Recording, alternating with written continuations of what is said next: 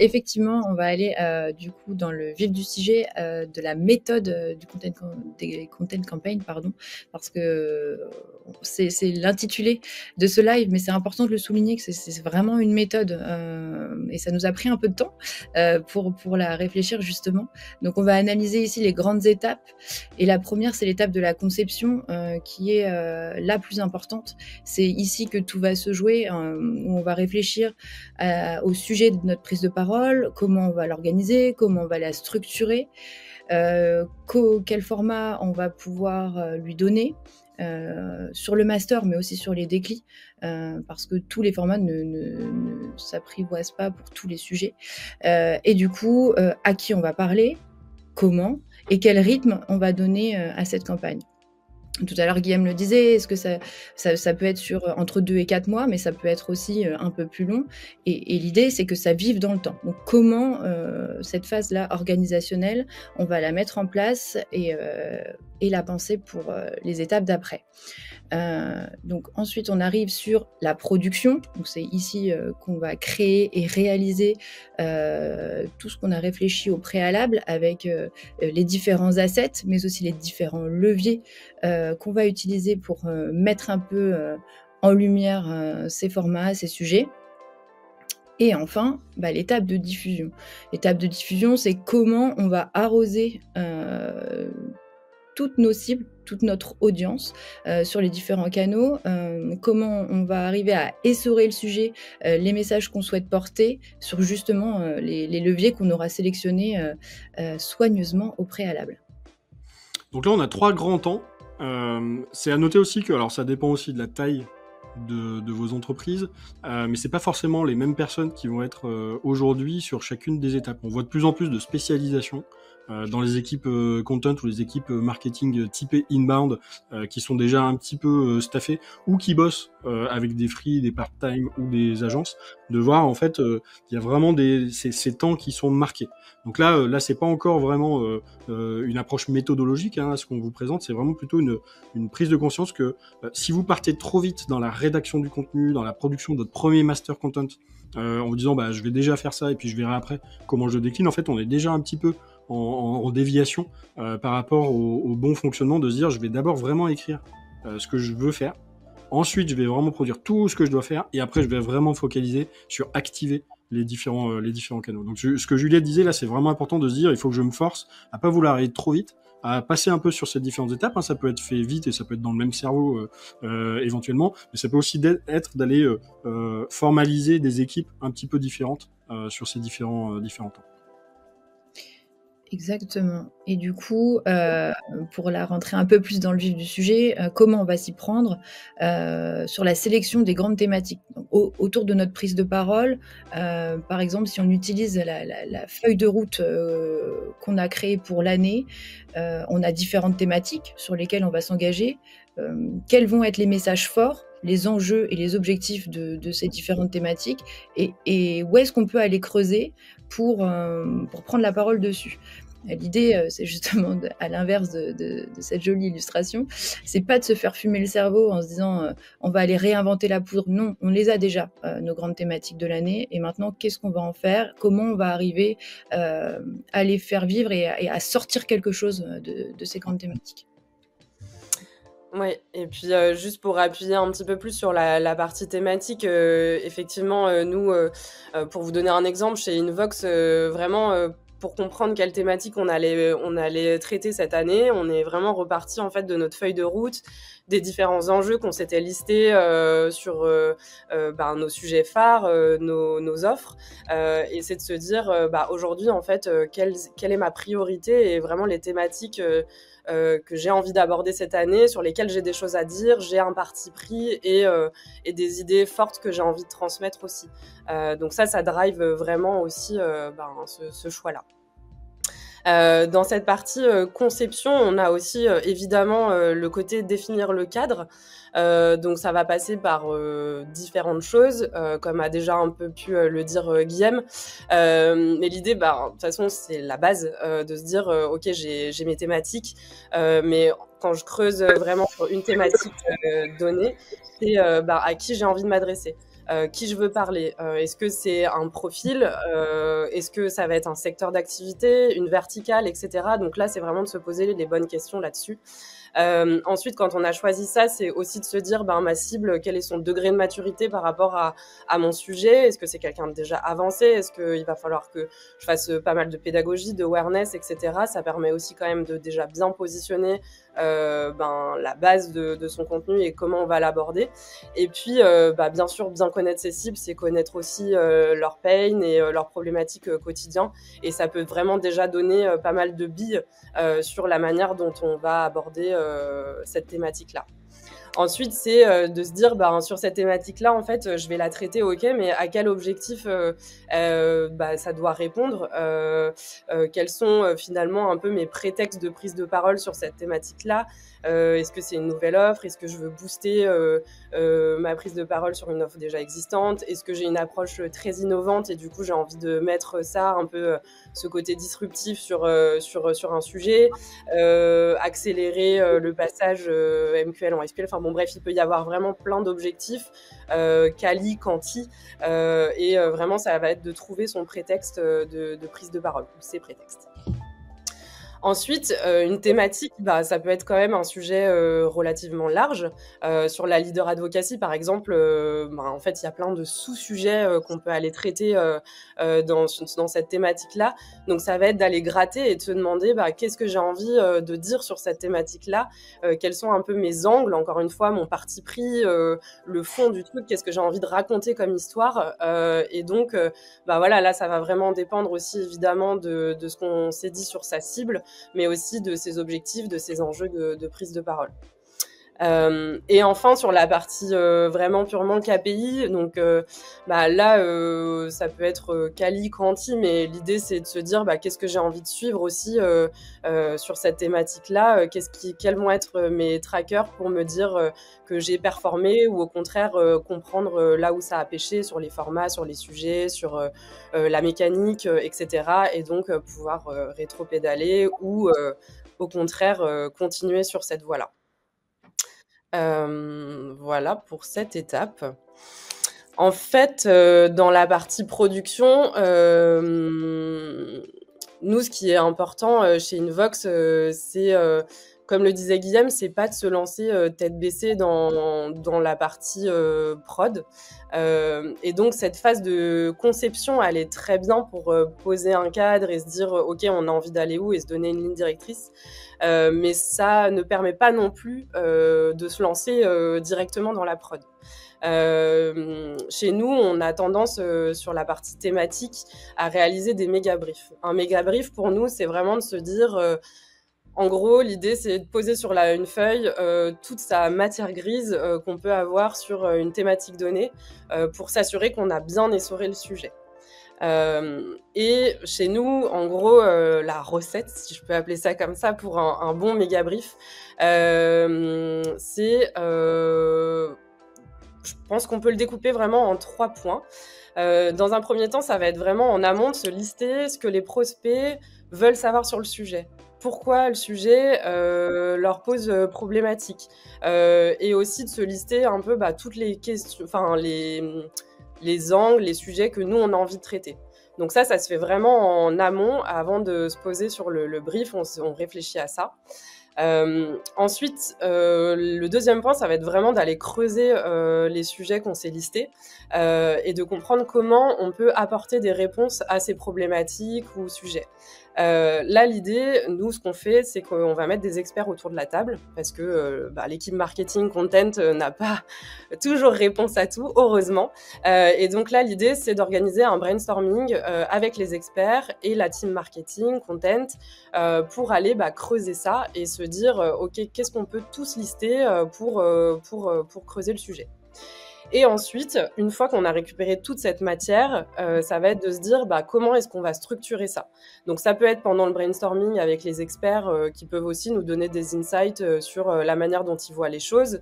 Et ça peut être aussi fait après coup en se disant voilà, ok, j'ai toute cette matière là, comment est-ce que je vais la découper de manière cohérente et vraiment encore une fois avec cette approche déjà en mode kit de contenu et donc de se dire voilà, est-ce que j'ai déjà mon master content, qu'est-ce que ça peut être comme format, est-ce que ça va être un e-book, un baromètre, etc., un cahier des charges et qu'est-ce que je peux tout décliner sur le format VS, avec le sujet en face, pour que j'ai un pack cohérent qui permette de couvrir tout mon sujet.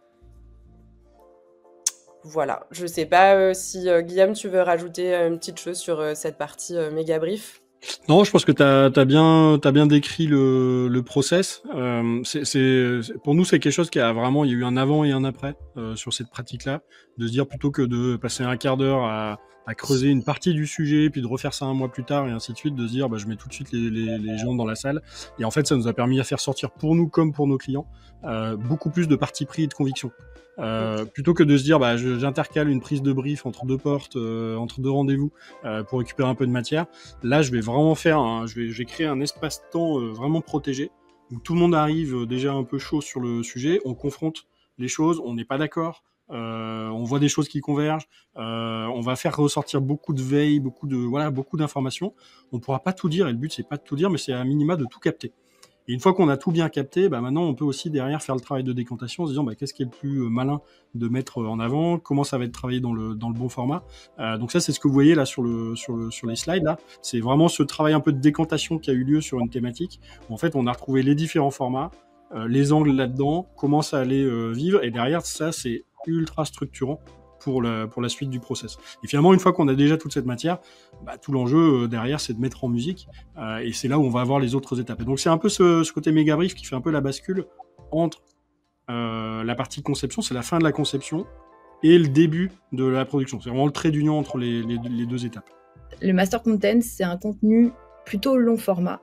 Donc par rapport à l'interaction qu'on a eue tout à l'heure, effectivement, c'est plutôt un long format stratégique. Donc par long format stratégique, on entend quand même un contenu qui a de la matière, où il y a des choses à dire.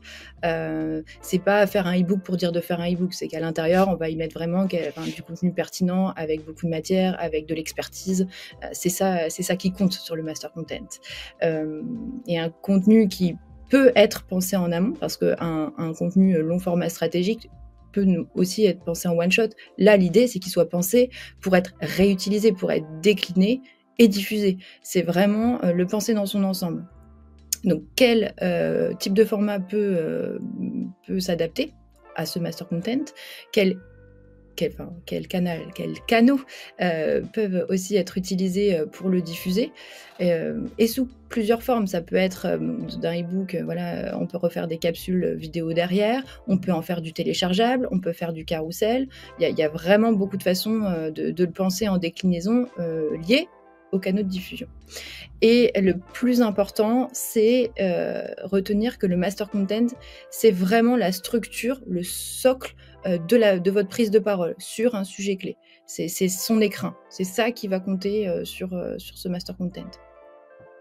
Et pour les formats, je vais vous le détailler un petit peu plus après, mais ça peut prendre la forme d'un livre blanc, d'un guide, comme on le disait tout à l'heure, d'une étude ou d'un baromètre. C'était justement lié à l'interaction de tout à l'heure. Effectivement, c'est un des formats possibles parce que c'est nourri en recherche, souvent chiffrées. Donc c'est très intéressant à décliner, des séries de vidéos expertes, les webinaires premium ou encore des cas clients approfondis ou des témoignages. Tout ça, ça peut faire l'objet d'un master content. Allez, on va aller fouiller un petit peu les sujets qui nous ont été remontés. On a un peu de tout, c'est bien, c'est assez représentatif. On a des teams un peu différentes. On a l'article de fond. Alors ça, effectivement, il y a des gens qui aiment bien lire, qui aiment bien écrire et qui aiment bien le SEO aussi. Donc on fait des articles. Je suis assez fan aussi. On a Sarah. Alors son nom ressort pas là, mais il ressort sur le live de mon côté. Sarah qui nous dit livre blanc. On a la team études livre blanc, mais avec du vrai contenu. Ça c'est vrai. Vanessa fait bien de le préciser parce que des fois c'est un peu l'arnaque sur les livres blancs. On télécharge le truc, on a laissé ses coordonnées, puis on a un truc un peu décevant quand même derrière. Donc voilà. On a la team cas client témoignage, études de cas, qui est effectivement un sujet. Alors pour certaines industries, c'est des choses qui fonctionnent bien. Et puis on a des gens qui ont leur petite lubie. Nicolas chez nous, qui lui est fan des études. On y reviendra. Les études, les baromètres, les trucs, les études un peu chiffrées. Là-dessus, moi j'ai ma marotte en ce moment, c'est quand même de faire des lives, des webinaires, parce que je trouve que c'est assez structurant et ça me rassure. Je suis pas le seul à citer en premier le webinar. Merci Xavier, on va monter un club je pense pour se soutenir là-dessus, qui effectivement est pour moi un bon moment pour ensuite décliner. C'est un peu un point de départ et on va voir que il y a le master content, mais il y a aussi tout ce qui va ensuite. Alors je crois que j'ai pas oublié, j'ai oublié personne. Vous me le direz si c'est le cas. Vous remettrez une petite pièce dans la machine pour ça. Ah si, il y avait SEO pour site et IA. Et voilà. Bon, mais alors regardons un peu à quoi ça ressemble. Et avant ça, je vous fais une petite page de pub avant d'aller voir un peu des exemples ou des inspi, en tout cas, bien vous remettre en tête les différents types de master content que nous on a identifiés. Vous retrouvez, si vous allez voir sur notre site, notre book d'inspiration content édition 2025, sur lequel vous avez tous les formats avec beaucoup d'inspi différentes. Il y a un peu plus de 130 exemples de contenus B2B qui ont performé, qui sont plutôt sexy, que vous pouvez aller voir. Donc ça, c'est un peu votre bible contenu. N'hésitez pas à aller la chercher. Et il se trouve que c'est notre master content sur la thématique des formats de contenu. Donc en plus, ça, on fera d'une pierre deux coups. Exactement, un double objectif. Ouais, pardon, je te laisse la main, je clique trop vite. Pas de souci. Donc oui, concrètement, sur les guides et les e-books, là, je vais prendre l'exemple notamment d'Illicado, qui était un contenu qui existait déjà chez eux, où on a travaillé ensemble pour en faire un master content justement sur la motivation et l'engagement des équipes sur le sujet de la récompense, les cartes cadeaux, pour les équipes sales et marketing notamment, à destination des responsables sales et des directeurs marketing. Là, l'enjeu, c'était vraiment d'aller muscler le contenu, de redonner un peu plus d'expertise, des vrais conseils, des astuces, et que ça devienne un vrai support pour la cible. Et leur donner des vraies idées de challenge. Et ce contenu-là, ce e-book guide, on peut le nommer un peu des deux façons, a été pensé pour être décliné. C'est vraiment comme ça qu'on a fonctionné avec la création de celui-là. Donc il illustre parfaitement l'exemple du master content. Sur l'exemple des webinaires et des lives, si je prends l'exemple de la masterclass que vous avez fait, Guillaume, avec Léa sur le LinkedIn Ads, c'est vraiment ce live qui nous a permis de nourrir notre réflexion et notre méthodo en fait sur la LinkedIn Ads. Ça nous a servi de support et de créer notre propre content campagne sur le sujet du LinkedIn Ads. Et d'ailleurs, on est en train de faire les déclinaisons, on est en train d'écrire un e-book sur le sujet. Enfin, plein de surprises qui vont arriver encore sur le LinkedIn Ads. Mais ce qui est important de retenir, c'est que c'est ce live, le support, qui nous a permis de penser toutes les déclics qui vont arriver derrière. Sur les baromètres et les études, un petit clin d'œil à Nicolas. Pour l'idée du baromètre, donc on l'a déjà dit, hein, mais c'est un vrai travail de chiffré. Là, c'est l'exemple de Lucas qui mettait en avant les aspirations professionnelles et les défis et craintes des salariés français. Après, peu importe le sujet, hein, c'est surtout comment il est construit qui est intéressant, parce qu'en fonction des thématiques et des points abordés, on va pouvoir s'en resservir pour prendre la parole sur et mettre en lumière chacune des thématiques abordées au sein même du baromètre. Un autre exemple qui est intéressant parce que celui-ci, c'est un baromètre, une étude qui a été faite avec Advance et Cézanne, qui est une association. L'idée ici, c'était aussi de mettre en lumière leur nouvelle solution SOC. Donc ça a pu, le fait de l'avoir fait en partenariat avec une association experte, c'est justement asseoir l'expertise et le sérieux de l'étude, ce qui leur a permis de la faire vivre dans le temps et de s'en servir, d'essorer le sujet, hein, comme on disait tout à l'heure, et d'arroser sur tous les canaux. Donc ça, c'est vraiment le bon exemple de ce qu'on disait jusqu'à présent. Ouais, avec déjà un peu une idée de déclinaison. On voit là le master content parce que c'est vraiment le sujet de prise de parole. À droite, on voit que ça a été déjà porté un peu sur un format infographie. En bas, on voit plutôt des approches banner qui peuvent aller vivre dans d'autres endroits. Donc il y a vraiment cette idée un peu socle. Le baromètre, c'est quand même toujours un truc, si c'est bien fait et qu'on remonte quelques chiffres intéressants, ça a quand même une puissance de frappe. Voilà, dans tous les secteurs, ça peut bien marcher si c'est bien positionné. Exactement. Alors là, on sort un petit peu voilà, des formats qu'on a déjà cités au préalable, c'est les boards de veille. Nous, on aime bien faire ça chez Invox pour fournir un benchmark très fouillé. L'idée, c'est de pouvoir faire ressortir 4-5 grandes tendances qui vont venir ensuite étayer et nous faire ressortir les bonnes pratiques. En gros, quels apprentissages on va faire de ce benchmark pour ensuite avoir un contenu ultra inspirant et nourrir notre boîte à idées pour ensuite construire nos propres messages. Donc, vous voyez là juste en dessous, c'est celui qui a été fait pour le LinkedIn Ads. En fait, c'est ce qui nous a permis de voir un petit peu ce qui existait et comment on allait pouvoir travailler pour nos clients, mais aussi pour Invox, les bonnes idées à garder. Ça, souvent, c'est pas mal parce que quand on fait beaucoup de veille en interne, ou qu'on est dans une posture, les plateformes, les agences, les cabinets de conseil, souvent ont une vision pas complète d'un marché, mais ont quand même une vision sur les bonnes pratiques. Et juste le fait de centraliser ça, de le structurer, ça devient intéressant pour les gens qui veulent faire leur veille, mais qui n'ont pas le temps de bien la faire. Et donc ce format, il est à la fois très visuel.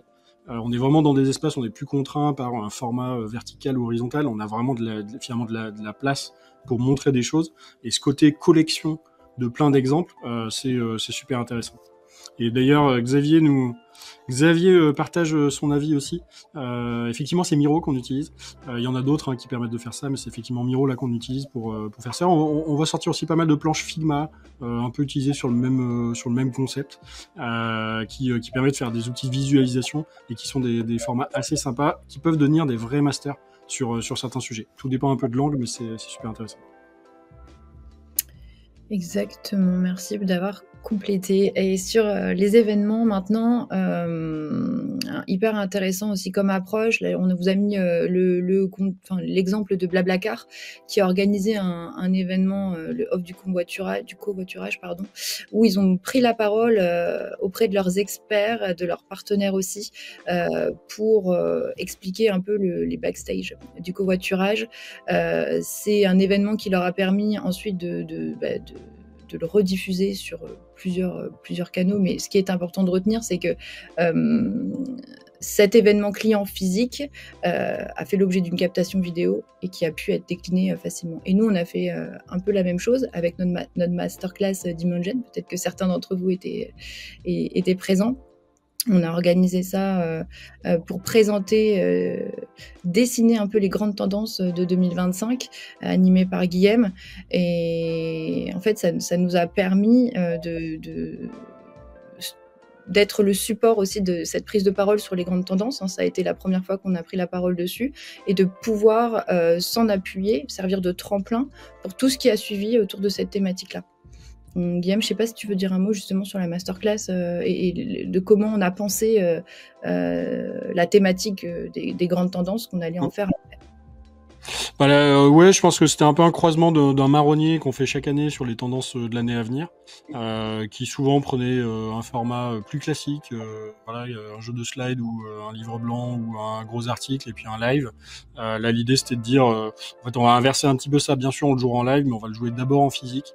avec une 60aine de personnes dans la salle, très ciblé direction marketing. Et finalement, ça sera un premier jet. On l'a fait début décembre, donc on était un peu en avance par rapport à ce qu'on fait d'habitude, qui est plutôt en janvier. Et on a joué par contre toute l'autre partie en live, avec la sortie des contenus à télécharger ou à visionner en ligne directement, et en se nourrissant aussi des retours, parce que du coup il y avait un moment café croissant, on a pu échanger, il y avait un déjeuner aussi, donc voilà, donc ça peut aussi devenir un moment, là dans les deux cas on voit que c'est un moment qualitatif qui existe pour les quelques personnes qui sont présentes, mais qui aussi rejaillit beaucoup sur toutes les autres personnes, et qui devient un peu un backbone voilà, un peu un master content sur une thématique. Exactement. On arrive à faire rayonner un peu partout. Ouais. Alors il y en a d'autres qui arrivent à faire rayonner. Alors eux, ils passent à l'échelle carrément. Je te laisse en dire un petit mot. Mais voilà, qui font de l'événement à haute dose. Ça, c'est un très très bon exemple. Très bon exemple exactement de Serge Ferrari, qui organise une tournée chaque année sur une thématique précise. Là, c'était donc vivez l'expérience de la protection solaire. En fait, c'est un camion showroom qui invite tous les professionnels du secteur, les partenaires de Serge Ferrari à visiter ce showroom et à prendre la parole autour de la protection solaire. C'est un tour d'Europe. Il y a eu 60 dates, c'est assez énorme comme événement. Et il est diffusé en live pour les personnes qui ne peuvent pas se déplacer.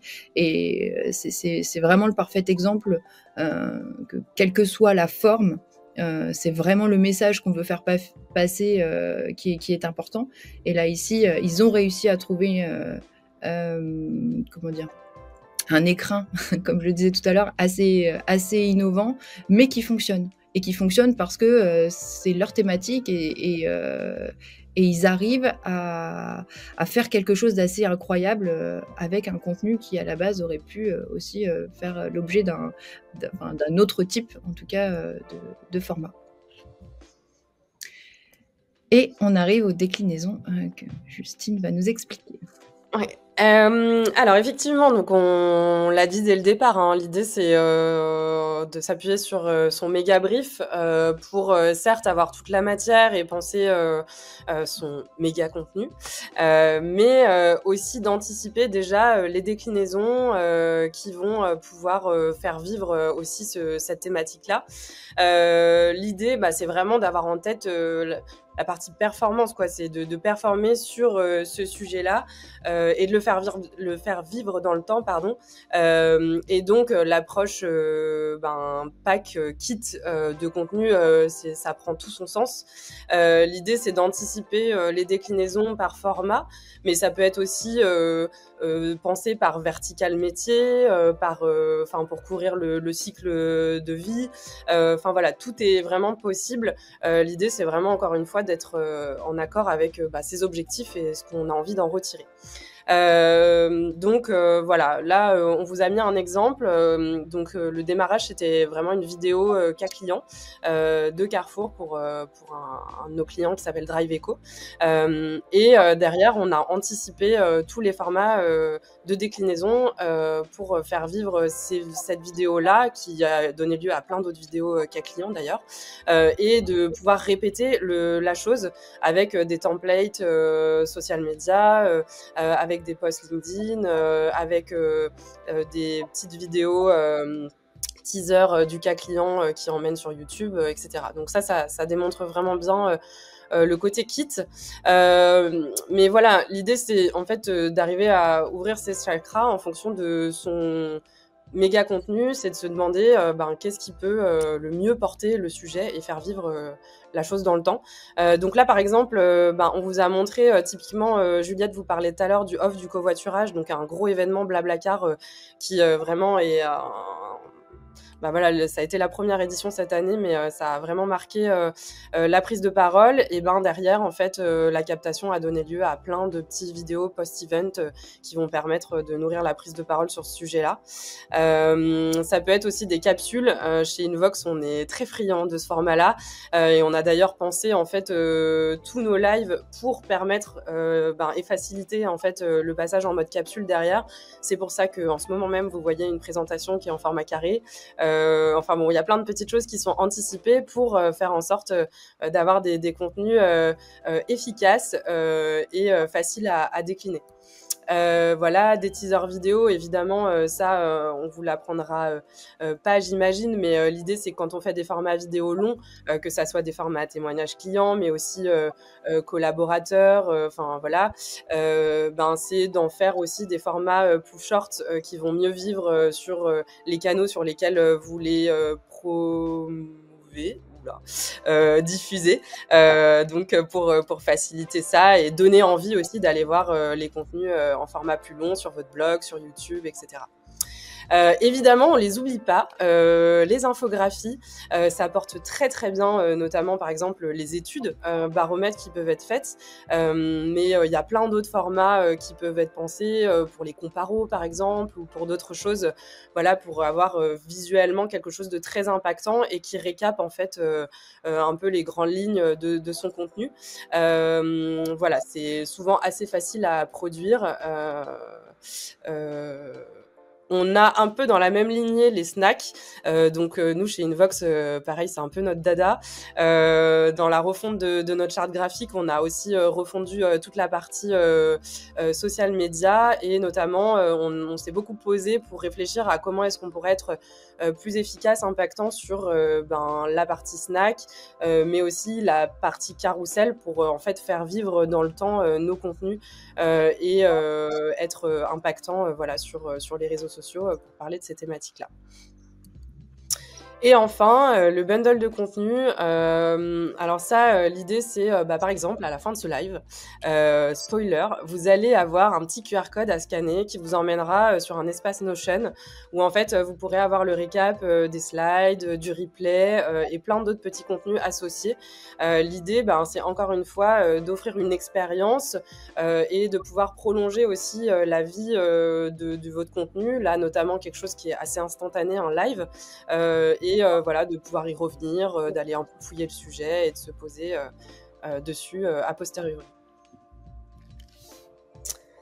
Voilà pour ça. Et puis évidemment tout ça ça s'orchestre, ça s'organise, il faut s'outiller, enfin plein d'autres choses pour produire smart, comme on dit. Donc la première chose, ça va vraiment être l'organisation. C'est le nerf de la guerre, bon, un peu comme tout ce qu'on vous présente finalement, mais là, l'idée, c'est de vraiment définir les rôles et les responsabilités pour avoir une bonne organisation de ses ressources. Voilà, qui fait quoi, qui récupère l'information, qui rédige, qui valide. Enfin, j'en passe et des meilleurs, mais vraiment, ça va aussi permettre de baliser le niveau d'exigence qu'on va mettre sur ces contenus. Enfin voilà, plus on a envie de mettre un niveau d'exigence sur son contenu, plus ça va demander aussi une organisation claire et souvent collective aussi, parce que comme je vous le disais, l'équipe content marketing ne peut pas avoir la science infuse sur tous les sujets, donc forcément... voilà, le mieux c'est de le partager et du coup c'est souvent utile d'agrandir aussi son cercle et les compétences côté équipe. Donc voilà, ça peut passer par un recours auprès d'experts, mais aussi de freelance, rédacteurs, chefs de projet, enfin voilà. Ou encore une agence pour aller challenger sa stratégie de contenu. Mais voilà, là, c'est un exemple de notre outil qu'on utilise et vraiment l'idée, c'est de comprendre, comme je le disais, à chaque étape, qui intervient pour quelle vraiment tâche précise et ça permet de clarifier en fait les rôles de tout le monde et de pas avoir de petits grains de sable dans la chaîne qui vient entacher la productivité voilà, et la vélocité sur la production. On en revient, comme je dis, Marjorie, dans les commentaires, au RACI, le fameux qui est responsable, qui doit agir, qui est informé. Donc effectivement, les good old basics d'organisation de projet sont toujours là. Sauf qu'aujourd'hui, on s'équipe aussi côté équipe de contenu pour s'organiser, avoir, comme on le voit là sur le screen, des to-do list, quoi, des gestions de tâches. Ouais, là, c'est vraiment, par exemple, sur un contenu, qui fait quoi. Et je pense que c'est hyper important d'avoir ce niveau de granularité, de suivi, pour être sûr que tout se déroule sans accroc et qu'il n'y a pas d'oubli. Évidemment, une bonne production ne se fait pas sans bons outils. L'idée, c'est de s'équiper d'outils qui vont vraiment jouer un rôle clé dans l'optimisation des process, la structuration et finalement un peu l'industrialisation de la production de contenu, parce que dans la partie campagne, on est obligé d'avoir cette approche un peu industrialisation, sinon ça va être un peu chronophage et difficile de s'en sortir. Ici, on vous a plutôt facilement mis les outils que nous on utilise au quotidien. Donc il y a évidemment des outils de gestion de projet, Airtable pour le suivi des plannings, Trello quand on a un peu des projets par exemple de refonte de site. Alors on n'a pas mis Asana, mais pareil ça permet de suivre des tâches et encore le qui fait quoi. Notion pour vraiment aller documenter tous nos process, mais ça nous sert aussi de planning de prod côté Invox par exemple, ou de planning advocacy, etc. Ça permet vraiment de piloter la production et de garder une vision claire des étapes en cours. Ensuite, on a évidemment les outils de design. L'idée, c'est de s'équiper des bons outils pour accompagner les équipes à produire des contenus de qualité et qui répondent vraiment aux besoins des formats qu'on produit au quotidien. Donc, par exemple, Figma, outil indispensable sur des projets de maquettage, de refonte de sites. Adobe, je ne vous le présente plus. Nous, chez Invox, on utilise Frame pour toute la partie prod de vidéo. Ça facilite vachement, en fait, la diffusion en interne ou auprès des clients, les vidéos qui sont produites par la team vidéo, de faciliter les retours, les feedbacks sur les contenus, et encore une fois, de participer à ce pilotage de production et de vision d'ensemble. Et puis, ce serait dommage d'oublier les outils d'IA qu'on utilise et qui bien utilisés, deviennent quand même des bons accélérateurs. En tout cas, évidemment que ça ne va pas nous remplacer et que nous, chez Invox, en tout cas, c'est pas notre manière de fonctionner. C'est plutôt de se dire, on a l'expertise, on a la matière, le fond. C'est comment on va potentiellement être accompagné par l'IA pour certaines tâches de reformulation, de parfois structuration d'une idée ou de vérification d'un contenu. C'est vraiment un assistant au quotidien qui vient nous accompagner sur la production. Ensuite, pour produire smart, chez Invox, nous, on a vraiment pris le parti de s'équiper de templates, parce que finalement, en fait, on se rend compte que chez nous, on a souvent on produit les mêmes formats. En tout cas, on a choisi des formats sur lesquels on avait envie de poser nos sujets. Et là, l'idée, c'est vraiment de faciliter la répétabilité de sa production et de encore une fois répondre à ce côté structuration, industrialisation, pour gagner du temps et maximiser l'impact des efforts fournis. Donc l'idée, donc nous on travaille beaucoup avec Canva, mais pas que, et donc on va travailler nos templates pour réutiliser intelligemment nos contenus et faire en sorte que ça soit plus rapide côté production. Et last but not least, favoriser la culture du reuse. Alors ça, c'est ultra important. C'est vrai que parfois, au marketing, on fournit beaucoup d'efforts pour produire des contenus. On s'arrange aussi pour produire de manière plus intelligente et plus industrielle pour maximiser la visibilité en extérieur. Mais ça favorise pas forcément la prise en main des contenus en interne. Et donc là, l'idée, c'est vraiment de se dire comment est-ce que je peux aller infuser en interne cette culture-là et faciliter la réutilisation des contenus. Alors oui, on pense advocacy par exemple et réutilisation sur les LinkedIn des collaborateurs, mais il n'y a pas que ça. Il y a aussi pouvoir avoir par exemple ici, nous chez Invox, on a construit une grande bibliothèque sur Notion qui est accessible par tous les collaborateurs. On le répète de temps en temps dans nos communications internes, pendant nos temps forts en direct, de ne pas hésiter à aller se référer à cette bibliothèque-là pendant les points clients pour appuyer un discours, dans une presse commerciale côté sales pour pareil étayer un point. C'est vraiment important en fait que les collaborateurs en interne aient la vue sur tout ce qui se passe et toutes les ressources qu'ils peuvent avoir à disposition pour faciliter leur prise de parole, quel que soit le canal et la personne en face. Et voilà. Yes, ce qui est super important, c'est de dire en fait le contenu il est liquide, il peut aller dans plein de formes différentes, et une fois que j'ai fait l'effort de conception et de réflexion et que j'ai mes partis pris, mes convictions, mes idées fortes, derrière c'est de pouvoir les exposer. Et effectivement il y a un coût de réutilisation qui soit le plus faible possible pour pas mettre de barrière à ce que le contenu s'exprime là où il faut.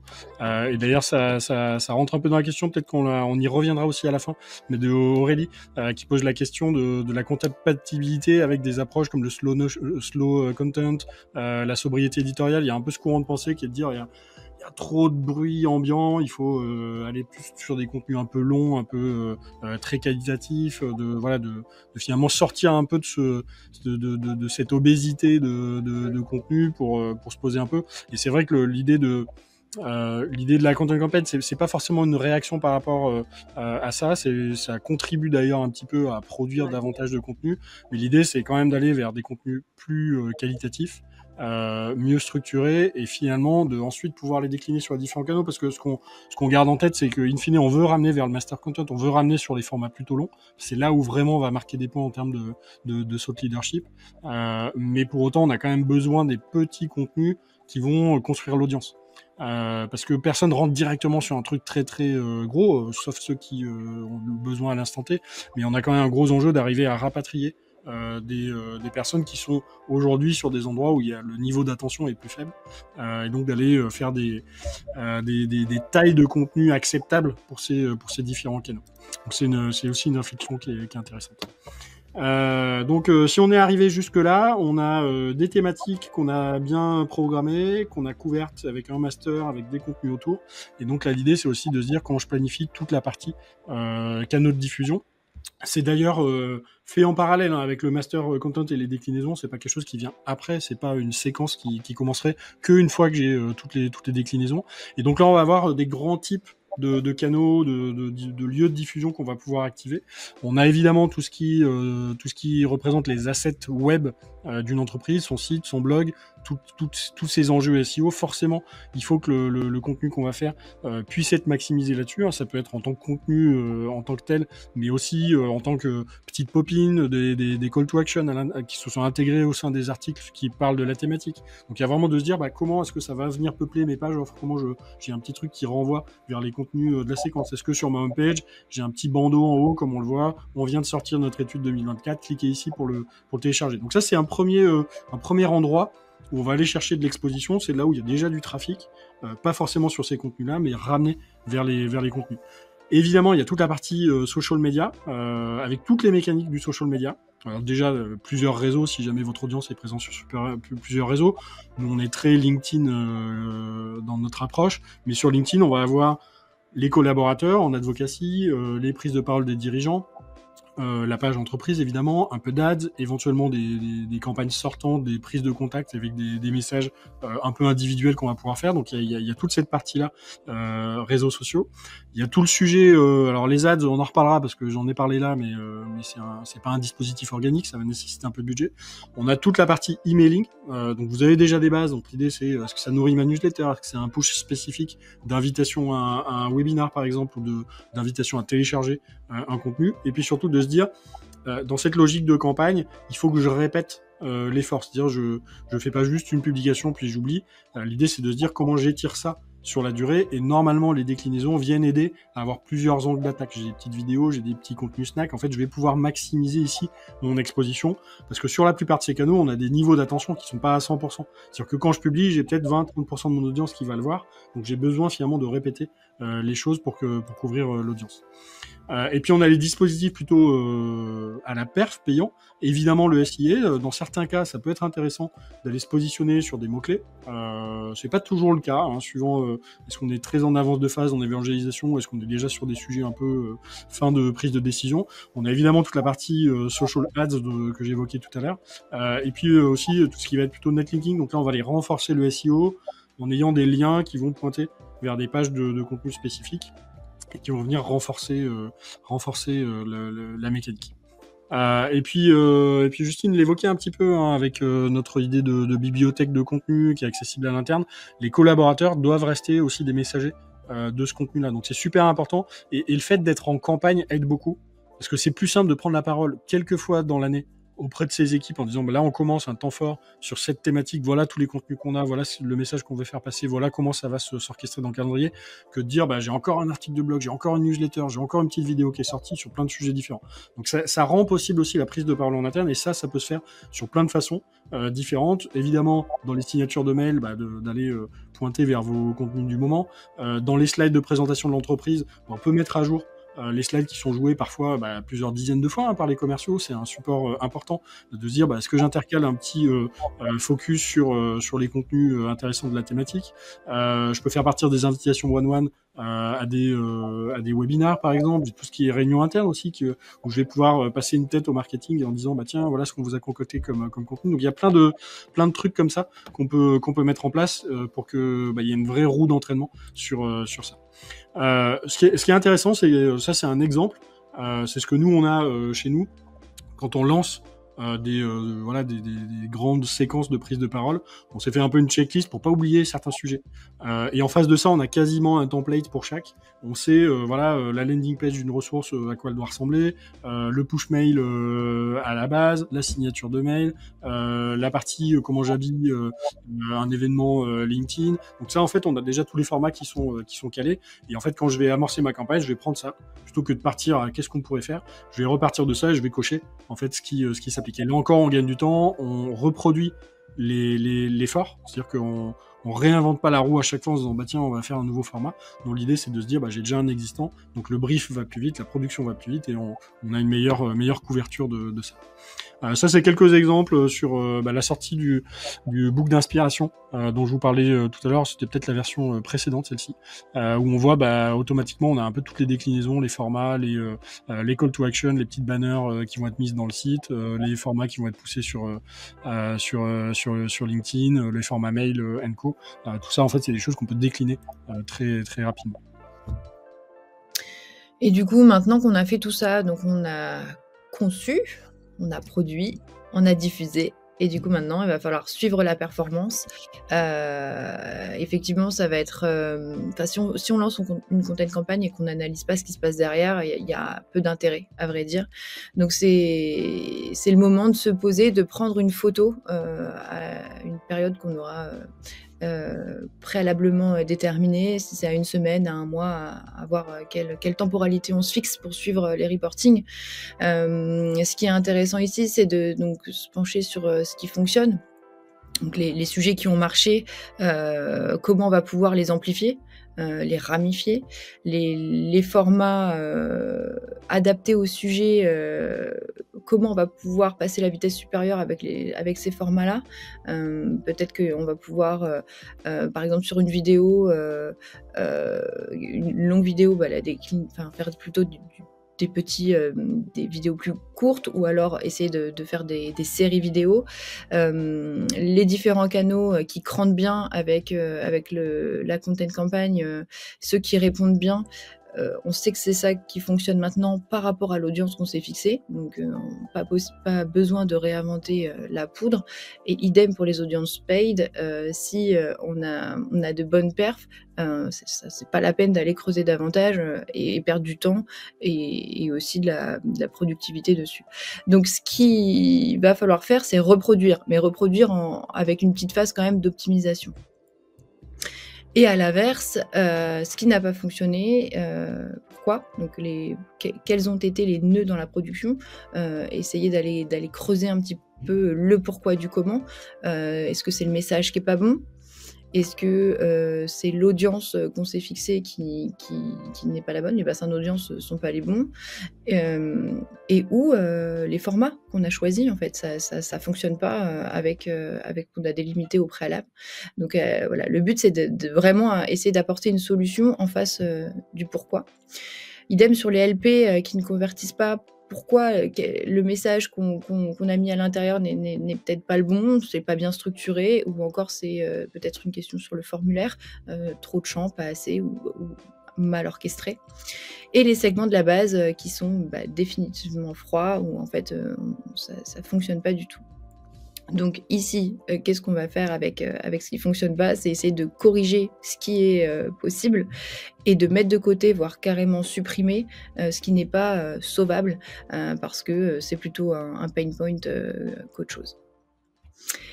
Et du coup, sur HubSpot, on a la possibilité de le faire, d'avoir une bonne overview. Pour vous donner un exemple sur la content campagne, on va pouvoir aller regarder chaque canal, chaque format, comment ils ont performé, et avoir un peu plus de détails grâce au rapport de campagne, qui est une fonctionnalité dans HubSpot, et Guillaume, il va nous en dire un peu plus, c'est lui l'expert de ce sujet. Là, on vous parle d'HubSpot. En réalité, ce type de reporting, là, le premier, c'est quelque chose que vous pouvez faire dans tous les outils de marketing, d'automation marketing ou de suivi ou de tracking. Là, l'idée, c'est quoi? C'est tout simplement d'aller bâtir un dashboard spécifique qui va couvrir l'ensemble des contenus de la campagne. L'idée, c'est de dézoomer un petit peu. Je reviens à l'exemple du pointillisme de tout à l'heure. L'idée, c'est pas d'être submergé de la perf de tous les assets. Ça peut être le métier du marketing opérationnel, d'aller creuser, d'optimiser. Mais quand on veut vraiment voir l'analyse de performance, on peut bâtir, là c'est un exemple HubSpot, mais ça on peut le bâtir un peu dans tous les outils de marketing automation. L'idée derrière, c'est de se dire, je regarde les leads qui ont été influencés ou qui ont été créés par une des portes d'entrée de ma campagne, je regarde l'ensemble des différentes ressources qui ont été composées, c'est ce qu'on voit un peu sur la partie en bas, avec les différents carrés de chiffres, on dit tel contenu a été ou pas consommé. Et il se trouve qu'effectivement, HubSpot a pris un peu le virage de ce côté très campagne de contenu, puisque maintenant il y a vraiment un outil qui est dédié, alors qui ressemble à l'outil reporting, mais qui est fait un peu par défaut, où finalement j'ai juste à aller pointer là-dedans les URL de page, les URL d'articles de blog, les ressources premium, les ressources téléchargeables, les vidéos, les publications sur la page LinkedIn, les ads que j'ai pu mettre sur LinkedIn ou sur Google, tout ça va être centralisé pour me donner un peu un cockpit. Et donc là, l'idée, c'est de se dire, sur l'ensemble des choses que j'ai faites dans cette thématique-là, qu'est-ce qui ressort en termes de ROI? J'ai fait des dépenses de la campagne, est-ce que ça m'a rapporté du chiffre d'affaires signé grâce à l'impact de cette campagne? Est-ce que j'arrive à avoir dans mon pipe les transactions? Est-ce que... hop, je clique mais ça marche pas, je crois que je suis arrivé. En fait, on a une limitation à 100 slides dans le truc. On est arrivé au bout des 100 slides. C'est pas grave, on va faire le jeu ensemble sur la suite, et je vais trouver comment faire ça. On arrivait de toute façon à la fin, c'était le dernier slide que j'avais. Il me restait juste le dernier petit bout à voir ici, qui est est-ce que j'ai produit, donc si vous regardez l'histogramme en bas à gauche ici, on retrouve ici la maturité des leads. Combien j'ai de leads, de MQL, de SQL, d'opportunités dans le pipe qui ont été créées ou impactées par l'ensemble de la campagne. Quoi qu'il en soit, là, l'idée vraiment qu'il faut avoir en tête, c'est comment est-ce que j'arrive à garder la main sur l'ensemble des choses. Voilà, je vais juste trouver comment vous partager la fin de la presse, parce qu'on a à minima le petit QR code à vous montrer. Oui, puisque je trouve intéressant aussi, juste pour compléter avec cette vue, c'est aussi côté marketing, c'est toujours intéressant d'arriver à prouver aussi son implication dans la perf côté sales, et vraiment ce report mode campagne permet vraiment ça, et du coup de montrer l'impact qu'on peut avoir aussi sur la partie commerciale, donc je trouve ça vraiment intéressant. Et oui, tout à fait. Pour rejoindre ce que tu dis, Justine, c'est souvent le cas en plus pour nos clients. Ils ont un peu de mal à avoir justement ces données-là. Donc là, ça permet vraiment de pouvoir savoir quel lead on a capté et comment, et ce que ça a rapporté vraiment. Ça, je pense que c'est vraiment précieux. Allez, on va finir. Il y aura les bandes noires, c'est pas grave. C'est le direct qui veut ça. On est arrivé. Alors pour le coup, c'était vraiment la fin. C'est plutôt bien tombé. Hormis les 30 petites secondes de panique interne que vous avez peut-être vu de mon côté. On vous a mis le petit récap de ces 7 grandes étapes sur lesquelles vous allez pouvoir passer. Et puis surtout, vous allez pouvoir faire 2 choses. Revenir nous voir le 13 mai. On parlera toujours contenu, mais cette fois-ci, on parlera vidéo. On va zoomer sur un format plus court. Ça sera pas une masterclass, ça sera vraiment format focus. Donc, c'est 30-35 minutes de focus sur les meilleurs exemples et formats de contenu B2B. En vidéo.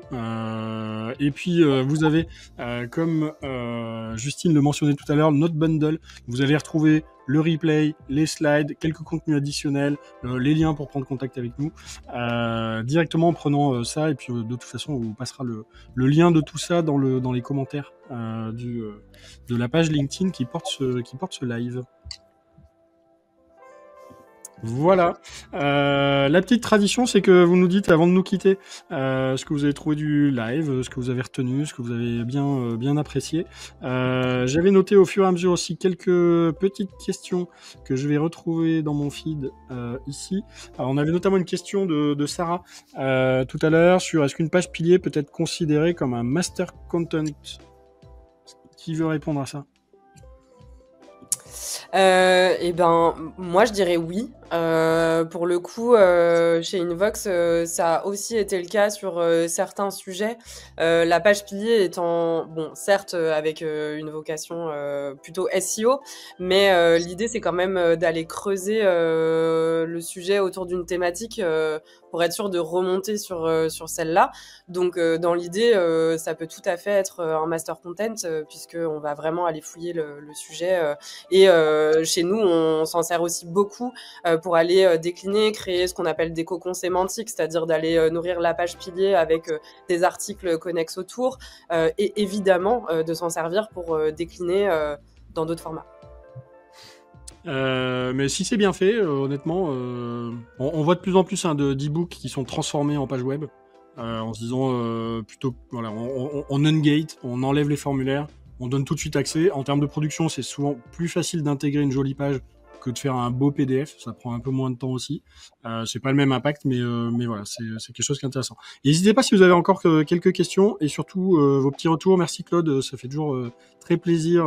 Ça rétribue le temps de préparation et le temps passé avec vous, c'est super sympa. Merci aussi Lucie pour le feedback. On est là encore quelques petites secondes. Merci Xavier. Du teasing. En plus, il y a un hook dans le message. Il va y avoir une suite aux commentaires. Super. Hop, Sarah qui remercie pour la réponse. Vanessa, merci aussi. Excellente journée de votre côté. Super intéressant. Bah écoutez, merci à tous. Nous on a passé un super moment. On était très contents de finaliser notre réflexion sur ce sujet et de pouvoir vous en parler. Et puis la suite des aventures au prochain épisode le 13 mai.